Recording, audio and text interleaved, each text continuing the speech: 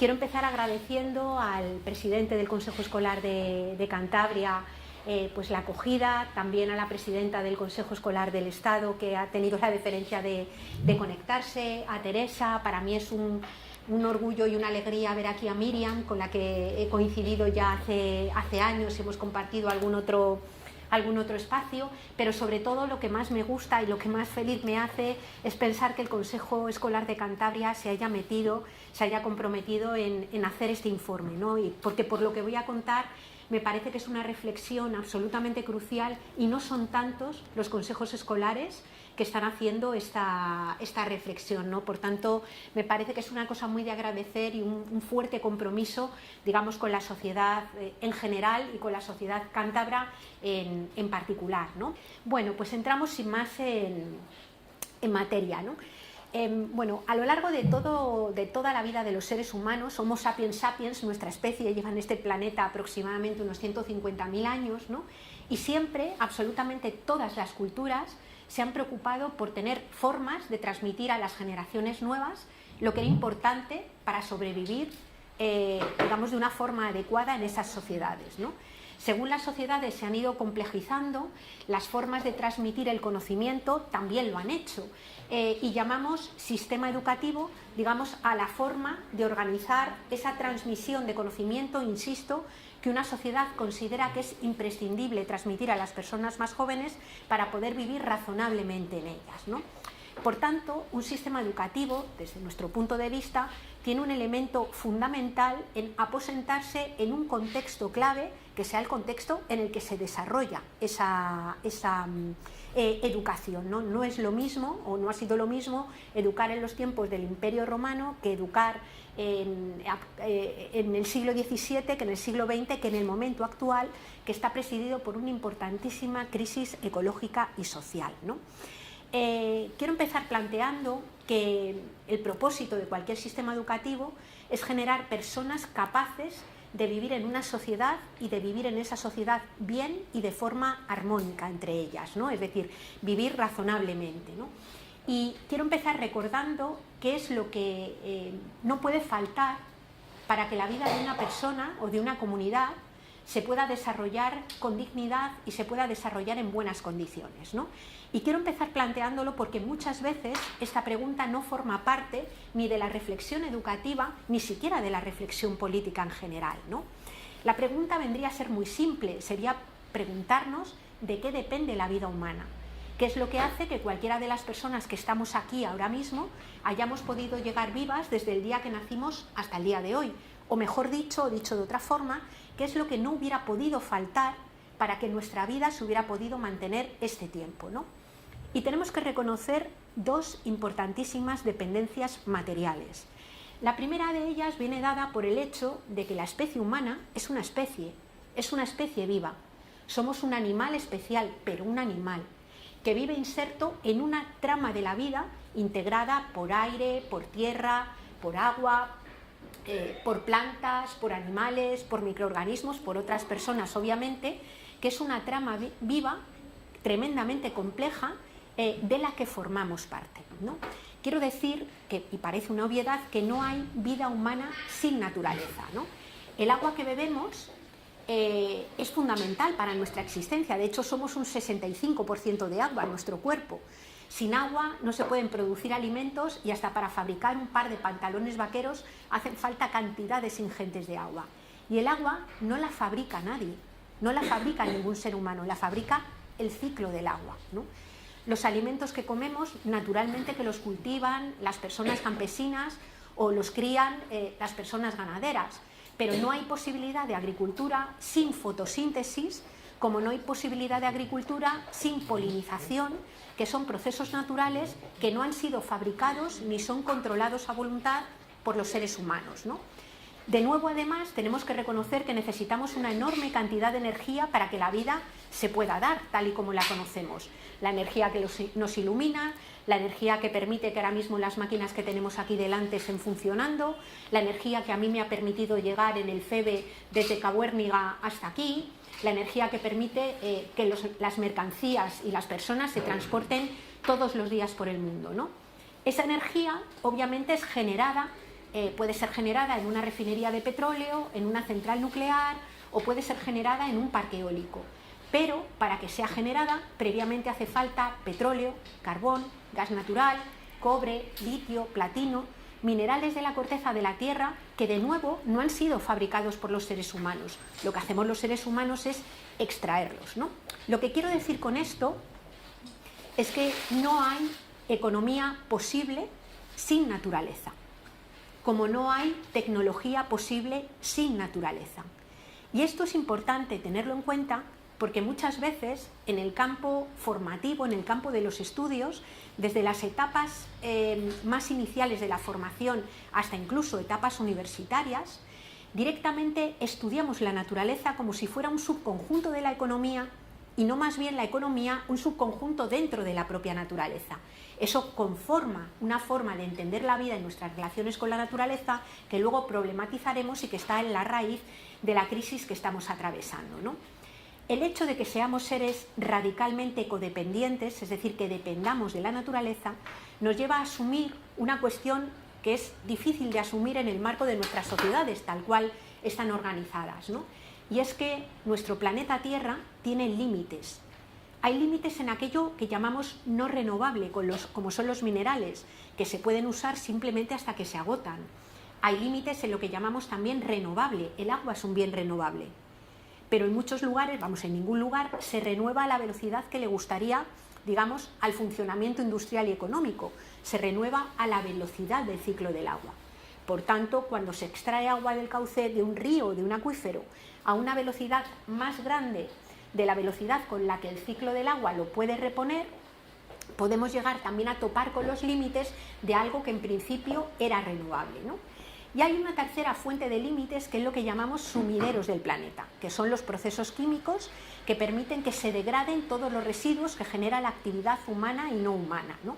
En el fondo, lo que llamamos cambio climático no es más que un enorme problema de saturación de emisiones de gases de efecto invernadero que han atorado, por así decir, los sumideros de carbono. Es decir, se ha quemado tantísima energía fósil en apenas 200 años, pero sobre todo en los últimos 80, que de repente los sumideros naturales que permitían degradar las emisiones de gases de efecto invernadero excedentes que había en la atmósfera se han saturado y han dejado de funcionar. Y esto está provocando la problemática del cambio climático, ¿no?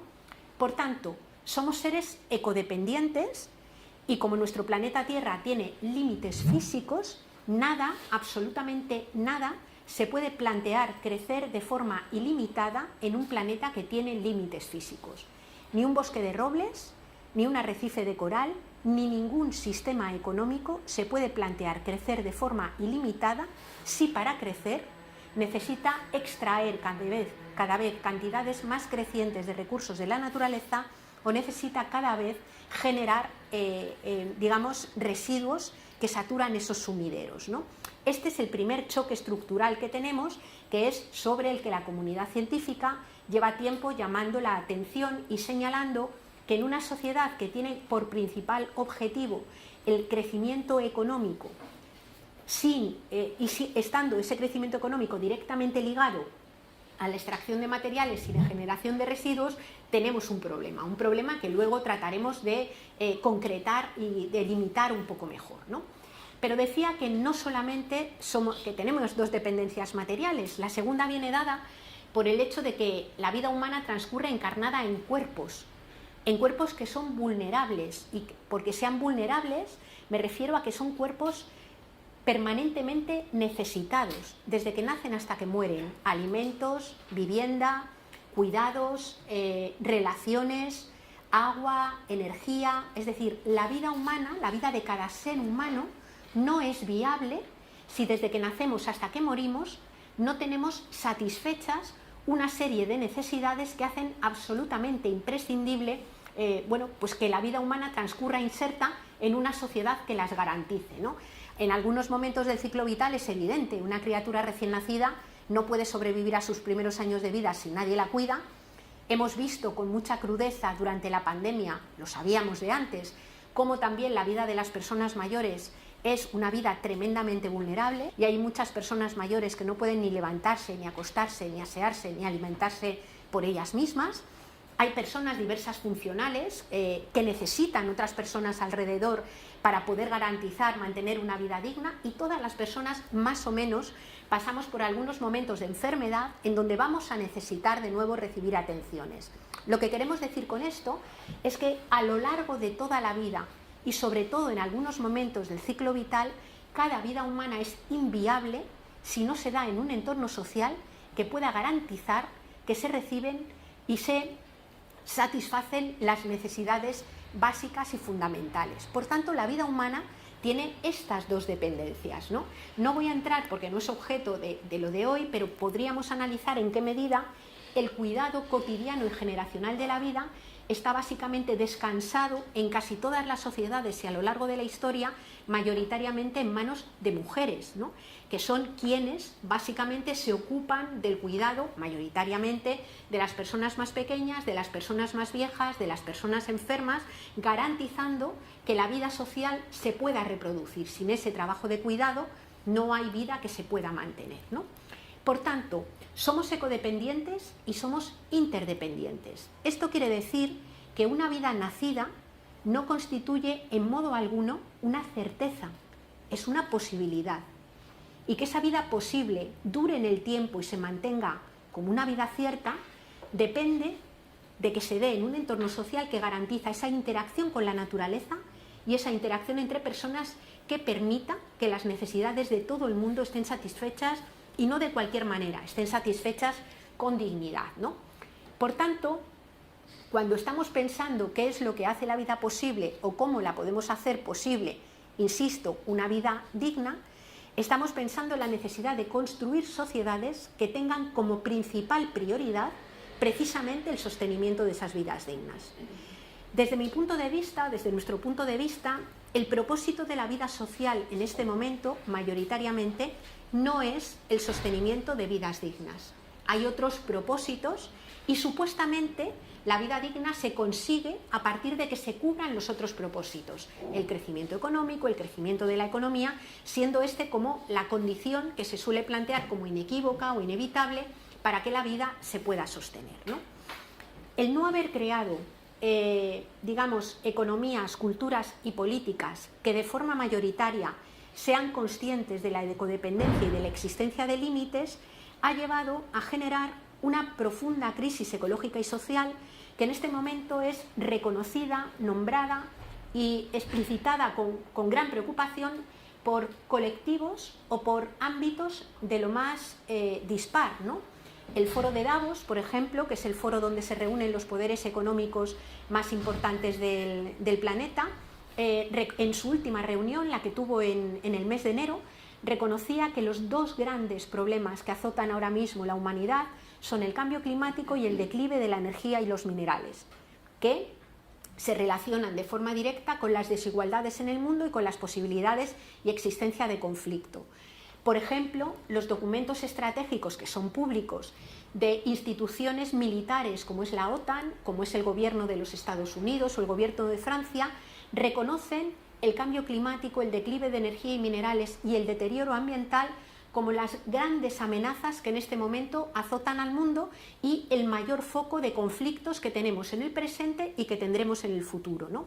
La comunidad científica, por ejemplo, el IPCC, que es el panel intergubernamental de cambio climático, pero en general la mayor parte de las instituciones universitarias que trabajan sobre las relaciones entre economía y naturaleza, llevan tiempo alertando cada vez de una forma más, digamos, como más exhortativa o más apasionada, podríamos incluso decir, llevan tiempo alertando de que cada vez queda menos tiempo para poder, de alguna manera, atender las inevitables transiciones que va a haber que hacer por las buenas o por las malas. Luego entraremos en ello, ¿no?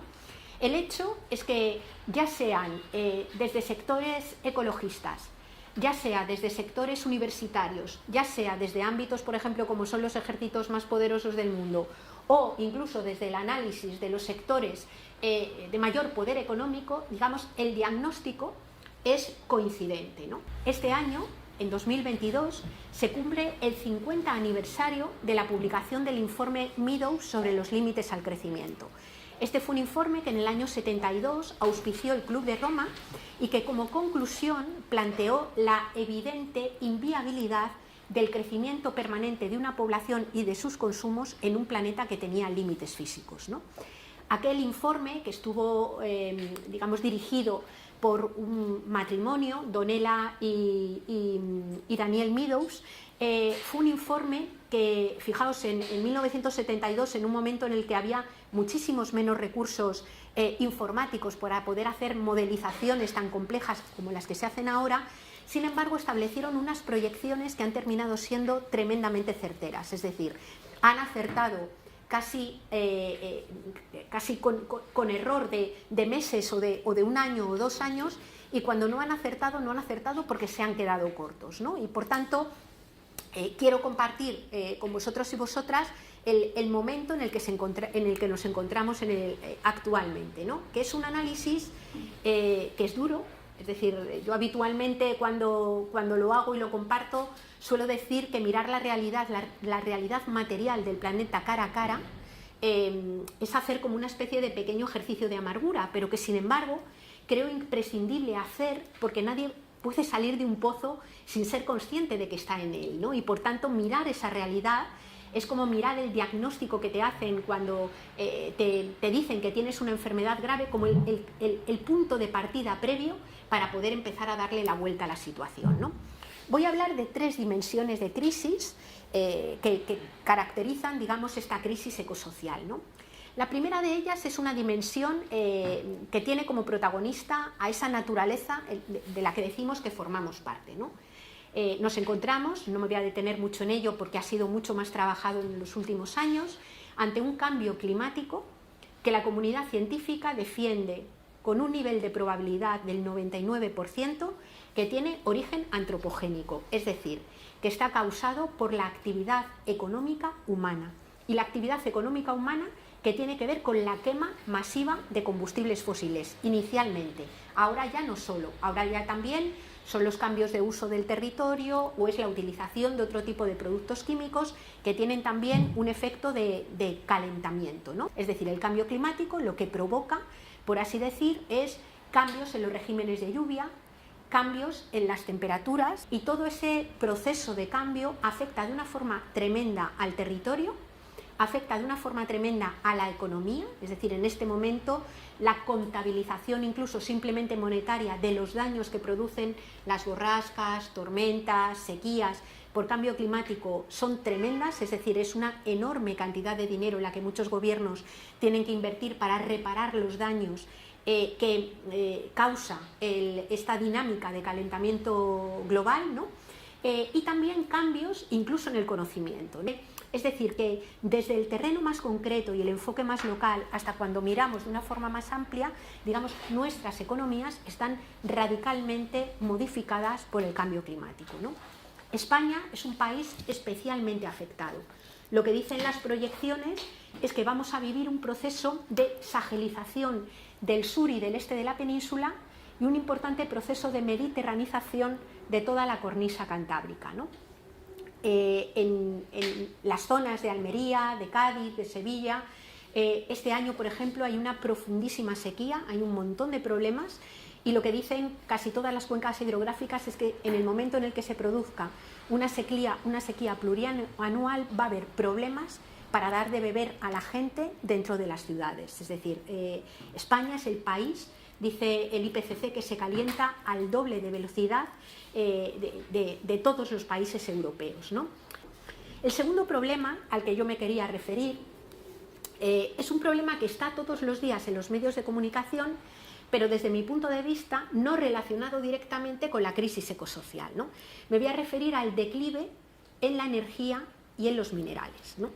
En el año 2006 se alcanzó lo que se llama, dice la Agencia Internacional de la Energía, que se alcanzó lo que se llama el pico del petróleo convencional. Es ese momento en el que se produjo la mayor extracción de petróleo que era posible hacer a la vez. Es decir, se llegó al pico máximo de extracción y a partir de ese momento nos encontramos en una meseta que declina y lo que dicen las proyecciones es que declinará mucho más rápidamente, ¿no? Esto es así, porque el petróleo es un bien no renovable, es un recurso no renovable que se ha extraído de una forma masiva desde finales del siglo XIX. Se empezó a extraer sobre todo a partir del año 1870 para la producción industrial, anteriormente era sobre todo carbón, y sobre todo en los primeros 80-90 años del siglo XX la extracción ha sido tremendamente importante y masiva en casi todos los lugares, ¿no? El petróleo, que obviamente primero se extrajo, era el que era más fácil de extraer, para el que había que gastar menos energía en su extracción, porque obviamente para sacar energía hay que gastar energía, ¿no? Y el que queda en este momento es un petróleo que tiene unas tasas de retorno energético, es decir, hay que gastar mucha energía para sacarlo, ¿no?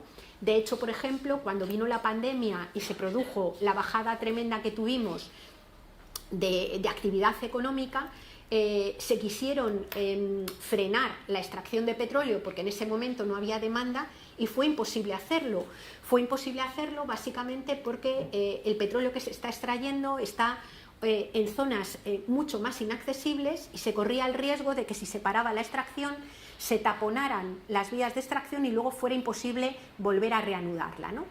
¿Por qué planteo la cuestión del petróleo? Porque vivimos en sociedades, sobre todo las sociedades de los países desarrollados, que podríamos decir que comen petróleo, ¿no? La producción industrializada de alimentos hoy es profundamente dependiente del petróleo. Pensemos en los grandes monocultivos, por ejemplo, que generan grano y pienso para el ganado. Pensemos en digamos, la procedencia de una buena parte de las cosas que comemos. Si tú vas a un supermercado y coges un bote de espárragos, es muy fácil que esos espárragos puedan venir de China, pero es que además si coges un kilo de garbanzos no es difícil que en este momento los garbanzos puedan venir de México, ¿no?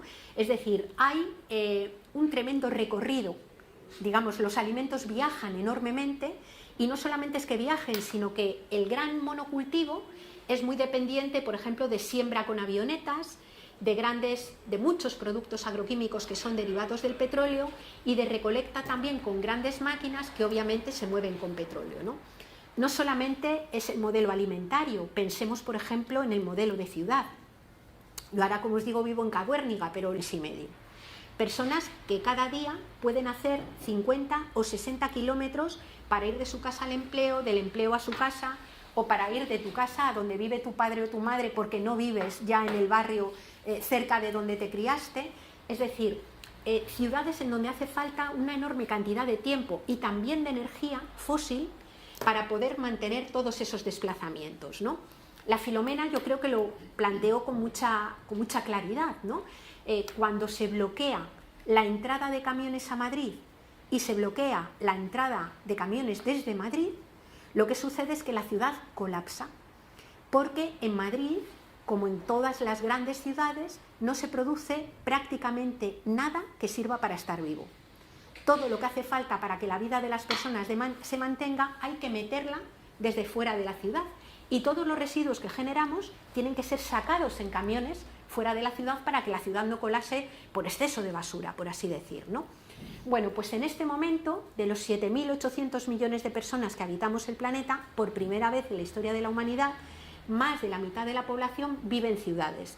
Algunas ciudades descomunales, Tokio, toda la zona metropolitana de Londres, Lagos, El Cairo, Estambul, Bogotá, Nueva York. Es decir, estamos hablando de grandísimos entornos urbanos que son absolutamente dependientes. Ahí se produce también un importante impacto y una importante tensión, es decir, los grandes focos urbanos son verdaderos sumideros de energía y sumideros de materiales que son extraídos o de otros países, como luego veremos, o de las zonas rurales que progresivamente van siendo explotadas. Y yo creo que ahora mismo pues parte de lo que está pasando con la proliferación en la cantidad de parques eólicos que se están pidiendo en muchas zonas rurales o grandes granjas industriales en muchas zonas rurales son parte, digamos, de esta colocación del espacio rural al servicio de las grandes urbes, ¿no?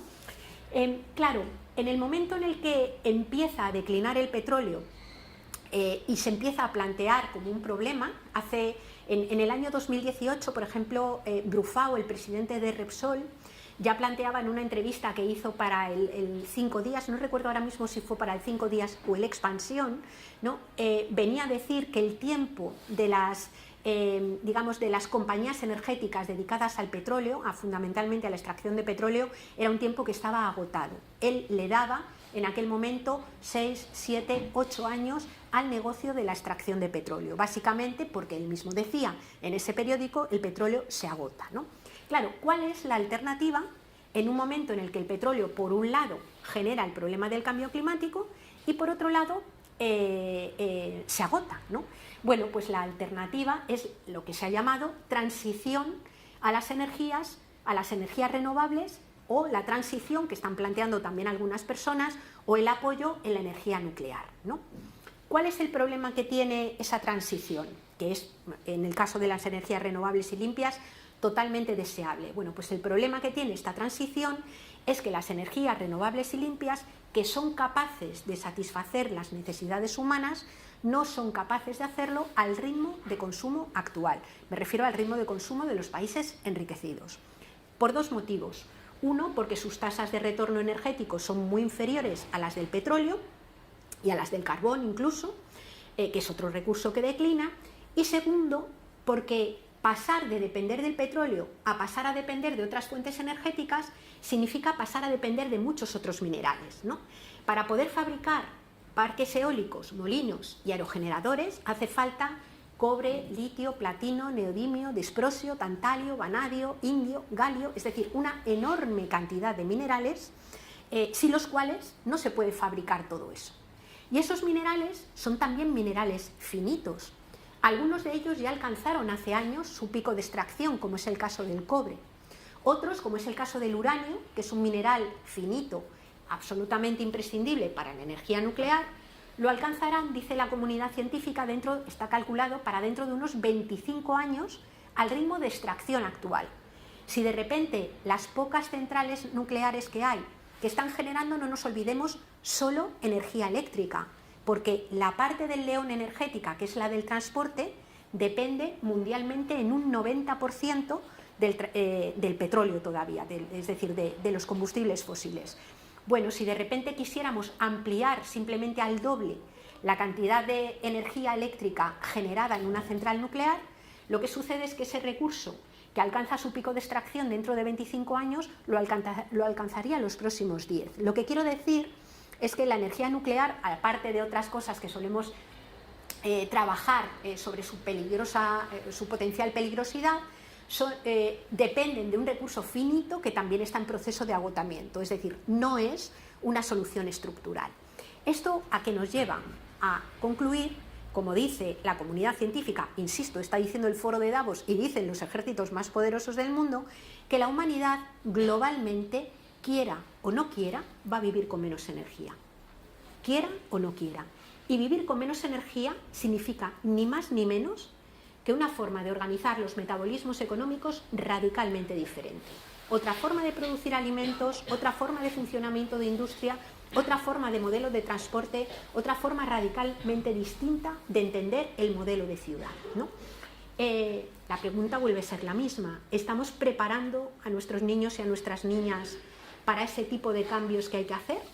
¿O lo que siguen aprendiendo en las escuelas es que hay un modelo de progreso que va a resolver tecnológicamente absolutamente todos los problemas, ¿no? Dejo ahí la pregunta y la retomaremos después. Un segundo elemento que tiene que ver con esta crisis ecosocial, porque hasta ahora hemos hablado mucho de lo eco y menos de lo social. Bueno, me voy a saltar por cuestiones de tiempo, no voy a hablar de la pérdida de biodiversidad, que es fundamental, tan fundamental que la pandemia que estamos viviendo y que estemos todos aquí con mascarilla tiene que ver con esa pérdida de ese escudo, digamos, de protección que es la biodiversidad. Las epidemias y pandemias de los últimos años, el SARS-12, el Zika, el ébola, ahora la COVID-19, tienen que ver con que ese seguro de vida para la vida que se ha generado a lo largo de miles de millones de años de evolución, que es la biodiversidad, básicamente se está quebrando y por tanto las zoonosis, es decir, los pasos de virus desde algunos animales a la especie humana, se hacen mucho más rápidas. y además son más fáciles y además en una economía completamente globalizada resultan prácticamente incontenibles, ¿no? Pero vamos a la dimensión un poco más social, ¿no?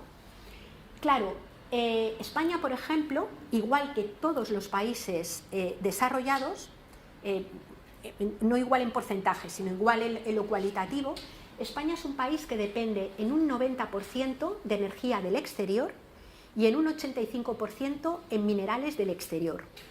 En este momento es también un país que ha perdido lo que se suele llamar seguridad alimentaria, es decir, que ha perdido la capacidad de producir sus propios alimentos. Se vive mayoritariamente de alimentos que vienen y son fruto de la importación, ¿no?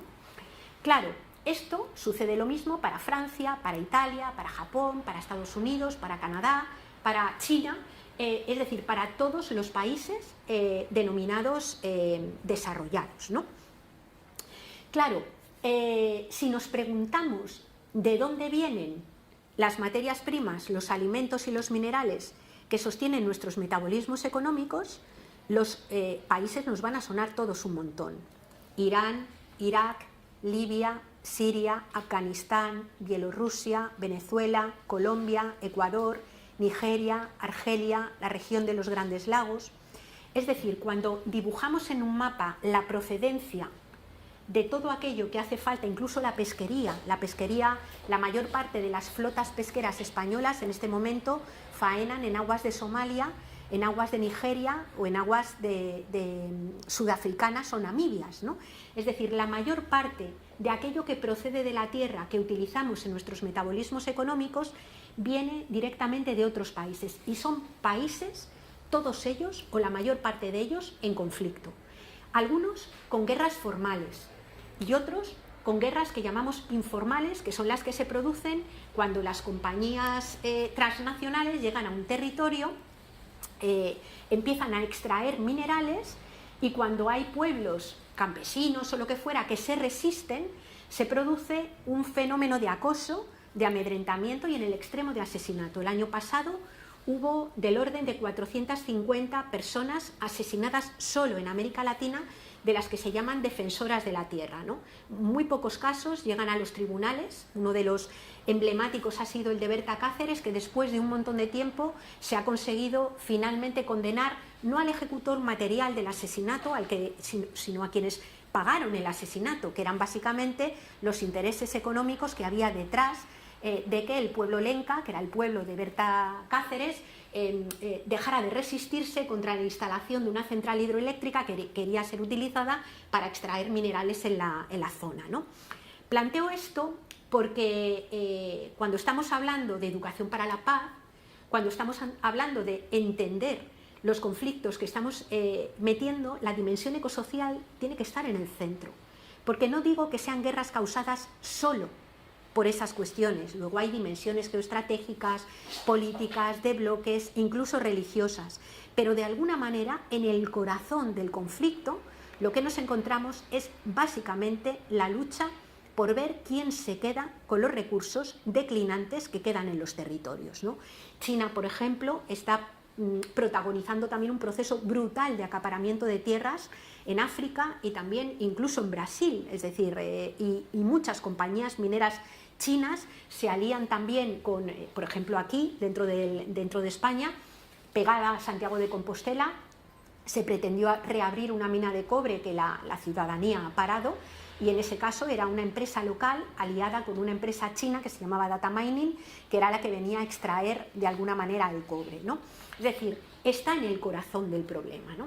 Claro, lo que sucede es que en muchas de estas guerras o en muchos de estos conflictos, en muchas de estas violencias que se producen, que por supuesto afectan en mucha mayor medida a las mujeres, a las personas más pobres, a las personas más envejecidas y a la infancia, ¿no? En muchos de estos conflictos se produce un tremendo proceso de expulsión, ¿no? También el cambio climático expulsa. En muchos lugares, por ejemplo, como en las zonas rurales de Siria, la gente se ha tenido que marchar a Alepo y a Damasco, a las ciudades, porque básicamente el cambio climático ha agravado las sequías que hay en la zona y la gente ya no podía seguir cultivando y se ha tenido que marchar de allí, ¿no? Esos procesos de expulsiones se producen fundamentalmente dentro de los propios países, es decir, la población venezolana se marcha desde las zonas rurales a la ciudad, y en algunos casos se produce una salida fuera del país, ¿no?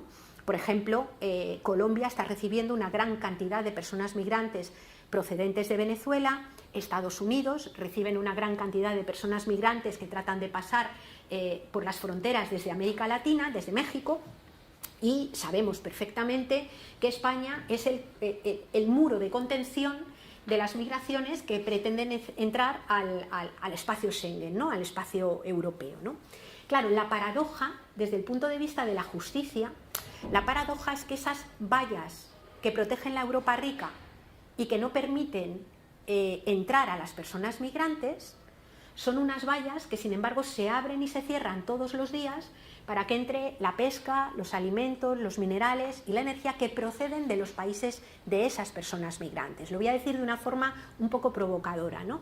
Si en este momento la valla que rodea la Europa rica, además de no dejar entrar personas migrantes, no dejar entrar todos los materiales, pesca, alimentos, minerales que proceden de los países de estas personas, la Europa rica, toda la Europa rica no dura ni 2 meses, porque hoy, con los datos en la mano, todos, absolutamente todos los países que llamamos desarrollados son países que tienen la característica de vivir con muchos más recursos de la tierra de los que hay en sus propios territorios, ¿no? Si toda la población del planeta viviera materialmente como la media de una persona en España, necesitaríamos en este momento prácticamente 3 planetas. Como la media de una persona de Estados Unidos, 6 planetas. Como la media de una persona de Kuwait, necesitaríamos 11 planetas. Como la media de una persona danesa o noruega, necesitaríamos entre 4 y 5 planetas. Pongo el ejemplo de Dinamarca y de Noruega porque son países muy verdes hacia lo de dentro, pero que sostienen lo verde, como pasa en muchos lugares, con recursos que vienen de otros territorios donde otras personas van quedando sin ello, ¿no? Este marco de injusticia, que desde mi punto de vista de tremenda injusticia, donde además se están vulnerando todos los tratados vinculantes de derechos humanos, es decir, las devoluciones en caliente son un delito. Es la expulsión de personas migrantes sin garantías jurídicas son un delito.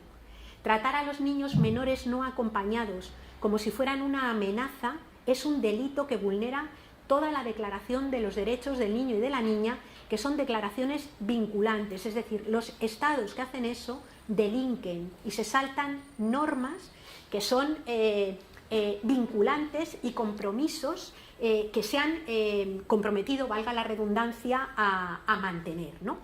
Claro, ese marco de desigualdad nos lo encontramos también dentro de los propios países enriquecidos, ¿no? Y quiero señalar que estamos en un momento en el que, bueno, no me voy a entretener mucho en ello, pero los informes de Oxfam y de FOESA, que acaban de salir ahora mismo sobre desigualdad, han mostrado cómo las desigualdades crecen y cómo la pandemia ha sido un elemento que todavía ha forzado muchísimo más esas desigualdades, ¿no? Desigualdades que ya no afectan solo a las personas que decimos que están en riesgo de exclusión. Hasta hace unos cuantos años había personas que iban a servicios sociales porque se daba la anomalía de que no podían pagar la casa o no podían pagar la luz. En este momento ya no es un problema de anomalía, es una situación estructural. Yo me dedico a dar bastantes formaciones en instituciones públicas a la gente que trabaja en servicios sociales y necesitarían casi apoyo psicológico, porque hay trabajadoras sociales, educadoras sociales que se ponen delante de la gente, de gente que está viviendo un drama, gente nacida en este país también, que está viviendo un drama y la respuesta tiene que ser, mire, no tenemos nada para poder ayudarle, no podemos hacer nada, ¿no? Es decir, hay muchas personas que tienen empleo, que no es que estén desempleadas, pero no llegan a final de mes, no pueden o tienen dificultades para pagar la casa en la que viven y pueden tener incluso dificultades para pagar la luz, porque las propias condiciones laborales y salariales en el marco de precios de vivienda o de energía que tenemos, se han convertido en condiciones generadoras de pobreza. Esto lo muestran con mucha claridad absolutamente todos los datos de los que se dispone, ¿no? Bueno, decíamos que hay una dimensión que tiene que ver, digamos, con el ataque a la naturaleza, una dimensión que tiene que ver con el agotamiento de los recursos y una dimensión que tiene que ver con los derechos, la vulneración de derechos y las desigualdades, ¿no? Y volvemos a hacer la pregunta: ¿estamos educando a nuestros niños y a nuestras niñas para que entiendan el mundo en el que viven? ¿Para que entiendan cuáles son los problemas de raíz? ¿Para que entiendan estructuralmente que hay un choque entre una economía que pretende seguir creciendo materialmente y un planeta que directamente está translimitado? ¿Entienden o aprenden los niños y las niñas lo que está diciendo la comunidad científica? Que o se hacen cambios radicales que pasen por el reparto, por la adopción de sistemas de vida mucho más suficientes, es decir, de aprender a vivir con lo suficiente como derecho y como obligación. Desde mi punto de vista, insisto, creo que no. Yo voy a plantear como 7 aspectos que me parece que tienen que ayudar a conformar una mirada curricular diferente, ¿no? El primero de ellos se centra en estudiar y desarrollar la actividad educativa poniendo la vida en el centro del conocimiento y de la experiencia.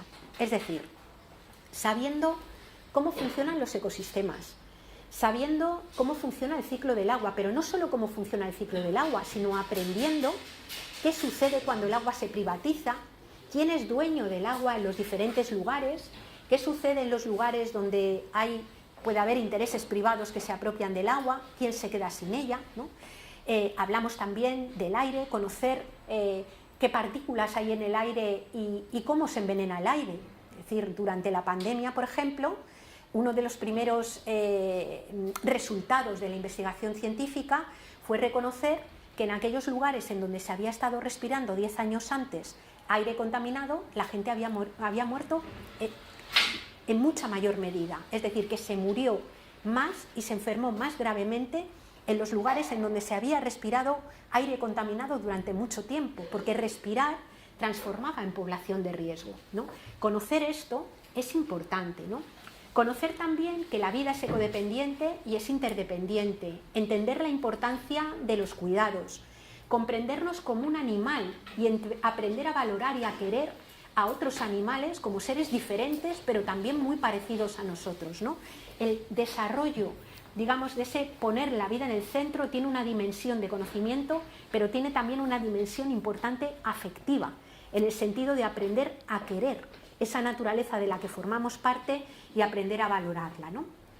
El segundo elemento sería aprender a tejer vínculos con el territorio próximo, ¿no? La educación se da en un territorio y en un entorno concreto, y que las puertas de las aulas estén abiertas a los tenderos del barrio, a las amas de casa, a las personas migrantes, estén abiertas a los movimientos sociales del lugar, estén abiertas a las pequeñas empresas, es absolutamente fundamental para que la actividad educativa no sea una actividad encapsulada y separada del conjunto de la vida donde se desarrolla, sino que sea una vida inserta en ella, ¿no?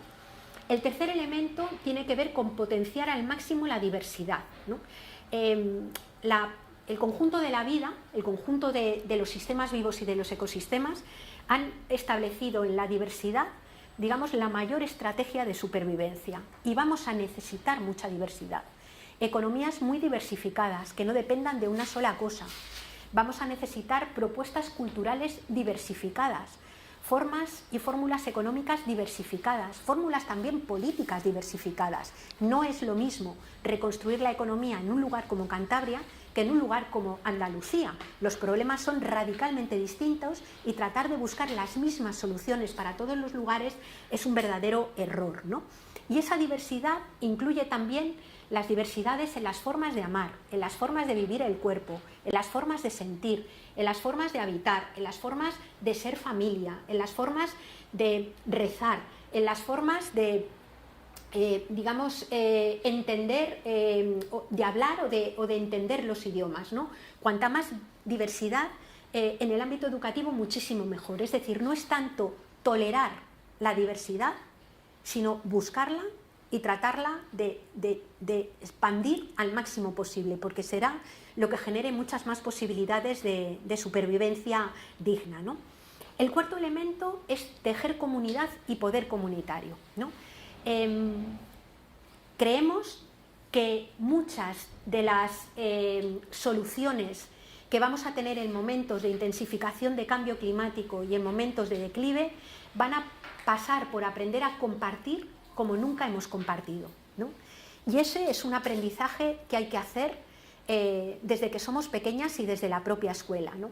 Estamos hablando de que comunitariamente vamos a tener que aprender a resolver conflictos. Cuando ahora tengamos que pensar en dónde se ponen los parques eólicos, porque va a haber que poner algunos parques eólicos, nos vamos a encontrar con importantes conflictos que van a requerir de habilidades para el diálogo, para la búsqueda de consenso, para la búsqueda de encuentro. Eso hay que trabajarlo. Estamos en una sociedad tremendamente polarizada en donde el debate político parece directamente imposible, ¿no? Digamos que los niños y las niñas en el espacio educativo deben aprender a tejer comunidad, porque la comunidad es el vínculo que te puede permitir adaptarte y vivir las condiciones que ya está viviendo mucha gente y que vamos a vivir de otra forma totalmente diferente, ¿no? El quinto pasaría por desenmascarar las falsas soluciones, ¿no? ¿A qué me refiero con falsas soluciones? Naturalmente que vamos a necesitar una movilidad eléctrica, pero es absolutamente inviable que toda la población del planeta adulta tenga coche eléctrico. No hay ni litio ni minerales para ello. Luego, apostar porque la solución de la movilidad va a ser el coche eléctrico individual es una falsa solución. Necesitamos servicios públicos, electrificados y colectivos que garanticen las necesidades de transporte, ¿no? Como por ejemplo, resolver las propias necesidades de alimentación siguiendo trayendo alimentos de muy lejos va a ser una falsa solución, pero a la vez montar simplemente macrogranjas o granjas industriales masivas que destruyen el territorio y generan muy pocos puestos de trabajo también lo son. Por tanto, necesitamos tratar de desenmascarar las falsas soluciones y para ello la pregunta es ¿a cuánta gente beneficia? ¿A cuánta gente le permite sostener sus necesidades? Y la pregunta también viene a ser si permite o no que el territorio se mantenga en el tiempo, ¿no? El sexto elemento tiene que ver, y penúltimo, tiene que ver con hacer acopio de conocimientos que acercan a la sostenibilidad, ¿no? Y ahí tenemos el aprendizaje que podemos hacer de pueblos indígenas y pueblos originarios, que son pueblos que han sabido mantener sus bosques y sus territorios durante miles de años sin haberlos destruido y vivir en ellos. Tenemos el conocimiento de las sociedades campesinas, tenemos aquí el conocimiento de tanta gente que ha vivido en pueblos y vive en los pueblos desde hace un montón de tiempo, ganaderos, campesinos, que conocen mucho del territorio y saben manejarlo.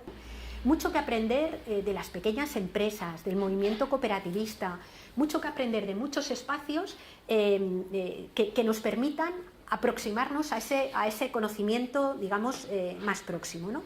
Y el último elemento es que creo que la escuela tiene que servir también para poder experimentar la alternativa, es decir, espacios de experimentación, de poner cosas en marcha. Hay muchos colegios que tienen huertos escolares que pueden servir para acercarte a la producción. Hay también colegios y centros educativos en donde se han puesto en marcha cooperativas productivas que incluso venden en los mercados y sirven para aproximarte a una idea de economía desde un lugar diferente. Hay centros educativos que han hecho medios de comunicación alternativos, es decir, que han hecho montones de cosas que nos pueden servir para esto, ¿no? Termino. La clave desde mi punto de vista o desde nuestro punto de vista va a ser entender que el decrecimiento de la esfera material de la economía no es un deseo, no es una opción, sino simplemente es un dato. La economía va a decrecer materialmente, es decir, en la cantidad de energía, de minerales o de productos de la tierra que use, por las buenas o por las malas. Por las malas lo hace de una forma tremendamente injusta. Por las buenas lo hace desde el reparto, desde el aprender a vivir con lo suficiente y desde el cuidado de todo lo vivo, ¿no? Y, por tanto, creo que en este momento es fundamental que los sistemas educativos preparen a las personas, y cuando digo a las personas no me refiero solo a las que aprenden, al conjunto de toda la comunidad educativa, docentes, familias, las personas que limpian, las personas que mantienen los centros, administrativas y, por supuesto, el alumnado, para entender el mundo que estamos viviendo y para ser capaces de proyectar con imaginación horizontes de deseo que sean compatibles con la realidad material que tenemos, no con la que nos gustaría que hubiera, con la que tenemos, ¿no?